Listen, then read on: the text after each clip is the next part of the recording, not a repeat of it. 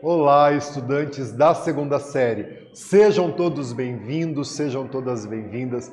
Eu, professor Paulo Brito, nossa querida Cláudia, intérprete, do nosso bate-papo sobre o segundo reinado no Brasil, né? O golpe da maioridade e a política no segundo reinado, né? Esse segundo reinado ele vai começar no ano de 1840. O século XIX, na história do Brasil, ele é o século do período imperial. Nós temos o primeiro reinado, período curto, né, entre 1822 e 1831, com o governo de Dom Pedro I, a abdicação de Dom Pedro I em 1831, um período chamado de regencial, que nós vamos ter a regência, duas regências trina e duas regências una, e em 1840 se estende um período grande da história, que é o segundo reinado, indo até o ano de 1889, com a proclamação da República. É sobre esse segundo reinado que nós vamos conversar. A política no segundo reinado, o golpe da maioridade, o que é esse golpe da maioridade, e os partidos políticos, Partido Conservador e Partido Liberal, que faziam parte, portanto, desse segundo reinado. Vamos aqui dar uma olhadinha nos objetivos, né? Conhecer os partidos políticos do segundo reinado e entender o que foi o golpe da maioridade que colocou Dom Pedro II aos 14 anos de idade com o título de imperador e governante do Brasil, beleza? Então aqui, ó, em 1831, Dom Pedro I abdicou o trono e retornou para Portugal. Você lembra o que ocorreu após esse fato? Quais grupos políticos disputavam a cena política na década de 1830, né? Então aqui a imagem de Dom Pedro e essa pergunta dos conhecimentos prévios, né? E o infante Dom Pedro nessa imagem muito bonita, né?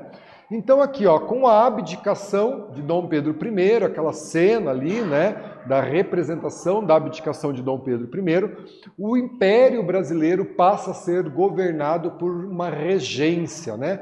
Como dizia a Constituição do Brasil, né? Por que uma regência? Porque o monarca que deveria assumir, Dom Pedro II, em 1831, tinha apenas 5 anos de idade. Então não havia, né, capacidade política dessa criança de Dom Pedro II assumir o império no Brasil. Desta forma, portanto, se organizam as regências. A primeira regência é a regência trina provisória, a segunda regência, regência trina permanente, a terceira regência, regência una de Feijó, e a quarta regência, regência una de Araújo Lima, né? E neste período regencial, 2 partidos políticos, né, formam aí, dominam a cena política brasileira. De um lado, o Partido Conservador, de outro lado, o Partido Liberal. Então, nós temos aí a resposta aos nossos conhecimentos prévios, né? E olha ali a imagem de Dom Pedro II, né? Essa representação de Dom Pedro II. E aqui a gente tem, né, os versos que diz assim, ó: queremos Dom Pedro II, embora não tenha idade. A nação dispensa a lei e viva a maioridade. Um poema aí, né, desejando que Dom Pedro, mesmo que ele não tenha idade, assuma o governo no Brasil já em 1840, né? Então o verso acima diz respeito a essa campanha pela maioridade de Dom Pedro II. Por que será que essa campanha ocorreu, né? E como que se organizou, né, a política em seu governo? É isso que a gente vai tentar conversar, entender e bater um papo, né? Essa ideia da maioridade estava atrelada à ideia de um governo centralizado e legítimo. O período da regência ele é marcado por várias revoltas que ocorrem no Brasil no período regencial, questionando aí a autoridade e algumas organizações que existiam aqui no Brasil. E aqui, contextualização. Vamos ler aqui comigo o que é o parlamentarismo. Acompanhem aqui, por favor, ó. Tipo de governo ou regime político caracterizado por possuir um gabinete de ministros formando parlamento, governo cujos projetos, leis, etc., estão aí relacionados, né, a esse parlamento. E durante o segundo reinado, o Brasil teve um sistema parlamentarista conhecido como parlamentarismo às avessas, né? E nós vamos estudar o motivo desse nome. Por que parlamentarismo, né? Nós temos aí algumas características do parlamentarismo que não foram colocadas em práticas aqui no Brasil, quando o Brasil quis adotar algo parecido como esse parlamentarismo, para que a gente possa entender, conversar e debater um pouquinho sobre isso, né? E o golpe da maioridade, para você entender o que é a maioridade. A maioridade civil, ela é atingida hoje no Brasil quando se completa 18 anos de idade, quando as pessoas passam a ser civilmente capazes aqui no Brasil. Em 1840, o entendimento também era esse, e em 1840, Dom Pedro II tinha apenas 14 anos de idade, né? Então, nós vamos ter aqui, ó, em 1840, os conservadores aprovaram a lei de interpretação do ato adicional que fortalecia o poder central e reduzia, assim, o poder das províncias, né? Temendo esse avanço do Partido Conservador, os liberais passaram a defender a antecipação da maioridade de Dom Pedro II. O que é, portanto, essa antecipação da maioridade, esse golpe da maioridade? É tornar Dom Pedro II, mesmo aos 14 anos de idade, maior, capaz para que ele possa, portanto, assumir o trono no Brasil, ainda sendo uma criança, né, um adolescente aos 14 anos de idade, e assumir o trono, portanto, nesse período, né? E aqui o golpe da maioridade, um quadro retratando a coroação de Dom Pedro II, né, aqui representado de uma forma bem juvenil, afinal de contas ele tinha 14 anos de idade, né, e aí nós temos alguns elementos na obra, né, sendo coroado pela, né, os membros da Igreja Católica, essa aliança entre o poder religioso, a Igreja Católica, tida como religião oficial do Brasil durante o segundo reinado, durante o período imperial como um todo, e o poder político, né, e outras pessoas representadas aqui na cena que eram políticos, né, do período, além da Igreja Católica e do próprio Dom Pedro II. Então aqui, ó, o Partido Liberal, ele esperava gratidão, né? Ele esperava que Dom Pedro retribuísse o fato de ter, né, o Partido Liberal articulado a maioridade de Dom Pedro II. E no poder, o Partido Liberal passou a usar todo tipo de fraude eleitoral para garantir as vitórias nas eleições. Então, as fraudes ocorrendo nesse período, né, por parte do Partido Liberal para garantir aí a maioria no Congresso e a eleição dos candidatos apoiados pelo Partido Liberal. Né, eles contratavam aí pessoas, os valentões, né, para surrar eleitores, né, fazer aí essa violência física contra eleitores que se opunham ao Partido Liberal, roubavam urnas eleitorais e até mesmo inventavam eleitores, né? Pessoas que haviam morrido ou que nem moravam na região eram cadastradas para que pudessem, portanto, votar e votar nos candidatos do Partido Liberal, né? Isso ficou conhecido como eleições do cacete, da utilização da força, da violência física na garantia de um objetivo político do grupo liberal, né? E aqui a virada dos conservadores, né? Então, por meio dessas fraudes, da violência, desses processos, os liberais ganharam as eleições em 1840, né? Porém, os conservadores passam a pressionar Dom Pedro II que, usando do poder moderador, se lembra do poder moderador? Era o quarto poder, né? Nós tínhamos a tripartição dos poderes, segundo a Constituição lá do primeiro reinado, poder executivo, legislativo e judiciário, e acima desses poderes estava o poder moderador exercido pelo imperador, que controlava esses demais poderes. Então, se utilizando do poder moderador, Dom Pedro II anulou as eleições de 1840 e convocou novas eleições que vão ser marcadas pelas fraudes de ambos os lados, tanto do Partido Liberal como do Partido Conservador, que saiu vitorioso nas eleições de 1841. Aí a gente começa a ter uma alternância de poder entre o Partido Conservador e o Partido Liberal, e isso vai durar durante todo o segundo reinado. Ora o Partido Liberal vence as eleições, ora o Partido Conservador vence as eleições, e tudo isso marcado em meio a fraudes, denúncias e corrupção eleitoral. Beleza? E olha aqui uma atividade, né? Na charge ao lado, quem seriam os cascudos e o que ela ironiza na política do segundo reinado. Então a gente tem aqui, né, uma pessoa segurando uma bandeira escrito liberais, aqui outra pessoa segurando uma bandeira escrito cascudo.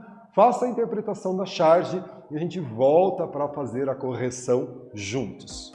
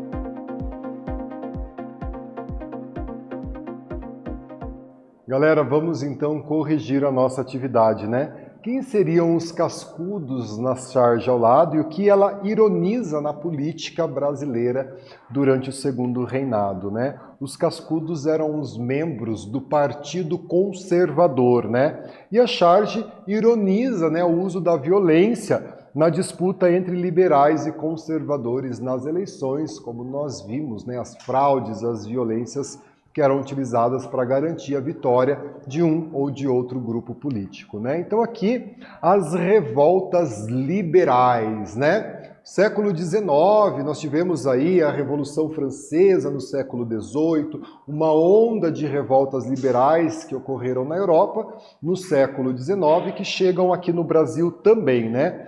Sendo excluídos do poder, afinal de contas perderam as eleições de 1941, o Partido Liberal começa então algumas revoltas liberais, né? Em São Paulo, Padre Feijó iniciou uma revolta. Em Minas Gerais, Teófilo Otoni inicia uma revolta.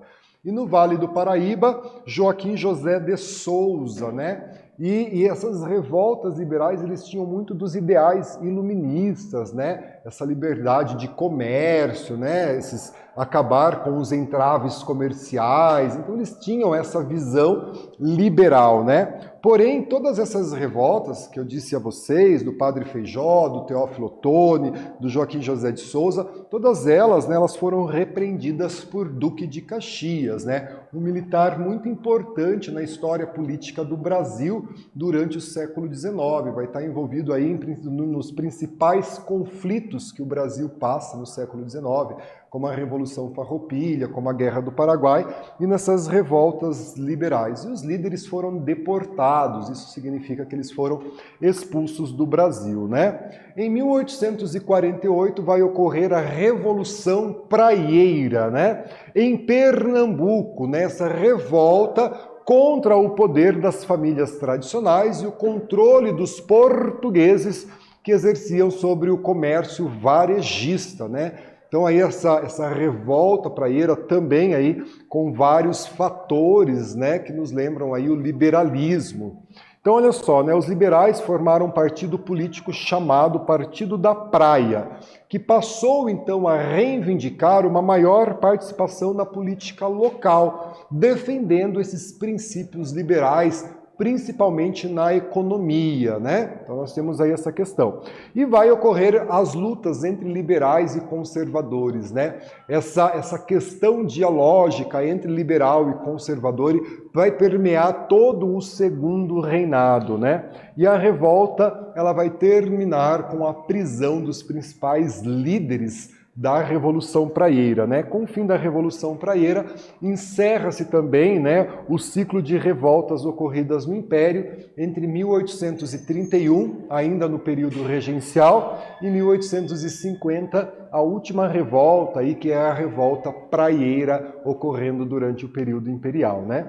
E aqui o parlamentarismo à brasileira, né? A gente viu que nós temos uma expressão que é o parlamentarismo às avessas, né? Em 1847, para a estabilidade do Império, foi criado o presidente do Conselho de Ministros, né? Uma espécie de primeiro-ministro, né? E esse sistema ele fica conhecido como parlamentarismo à brasileira, porque ele copia questões do parlamentarismo britânico, em que se tem a figura do primeiro-ministro, né? E só que na Inglaterra, quem escolhe o primeiro-ministro é a maioria da Câmara. E aqui no Brasil, quem vai escolher o primeiro-ministro é o próprio imperador. Então percebam, meus queridos, que a centralização política no Brasil na mão do monarca. Ele não vai aceitar que a Câmara eleja o primeiro-ministro como ocorre no parlamentarismo, né? O partido político ou o bloco político que faz a maioria na Câmara tem o direito de indicar o primeiro-ministro. Aqui no Brasil, ele vai criar um cargo conhecido como presidente do Conselho de Ministros, algo como um primeiro-ministro, porém não é a maioria da Câmara, é o próprio imperador, e é claro que ele vai escolher alguém da sua confiança e que não contrarie as suas vontades, os seus desejos políticos. Ali uma charge, né, criticando, ironizando essa questão do parlamentarismo às avessas, porque é a figura de Dom Pedro que controla tudo, né? Várias mãos ali controlando todos esses acessos, né? E os partidos políticos, né? Os dois maiores partidos políticos, você já sabe disso, né? Foram o Partido Liberal e o Partido Conservador. Ambos defendiam a unidade territorial, não queriam aí a separação de determinadas regiões. Também defendiam a manutenção da monarquia e a escravidão, né? Dentre as diferenças, o Partido Liberal defendia mais a autonomia das províncias, em que as províncias, naquela época a gente falava província, né, pessoal? Não falávamos estados. Que as províncias tivessem uma maior autonomia para definir assuntos de interesses estaduais, regionais e locais, né? Enquanto o Partido Conservador defendia que essa autonomia não deveria existir e uma centralização política na mão do monarca de Dom Pedro II, né? Dizia-se na época que nada mais conservador que um liberal no poder, né? Vejam que eles defendiam alguns aspectos do liberalismo econômico porém, eles defendiam a manutenção da escravidão, que era algo contrário ao que defendia, de fato, o liberalismo europeu, como a gente já conheceu. Beleza? E aqui a reação do governo central a alguns movimentos que ocorreram, né? Aqui essa reação do governo central, esse conjunto de revoltas que ficaram conhecidas como revoltas regenciais, e foi um momento em que houve aí a unidade, né, do Partido Conservador e do Partido Liberal, quando foi enviado cerca de 12 mil soldados imperiais para pôr fim, né, à revolta chamada de Revolução da Farroupilha, né? O governo fez aí algumas concessões aos revoltosos, né? Principalmente sobre os impostos à carne estrangeira, ao charque estrangeira, mas é um exemplo de um momento em que as diferenças políticas da história do Brasil entre Partido Liberal e Conservador, elas foram postas de lado para defender aí a unidade territorial do Brasil frente a essa Revolução da Farroupilha, né? E aqui uma atividade para a gente pensar, né? O autor da charge, ele está criticando a política no segundo reinado, né? Quais críticas podem ser identificadas, né? Vamos tentar aí ver, né, o que representa cada uma desses elementos da charge e a gente já faz a correção juntos.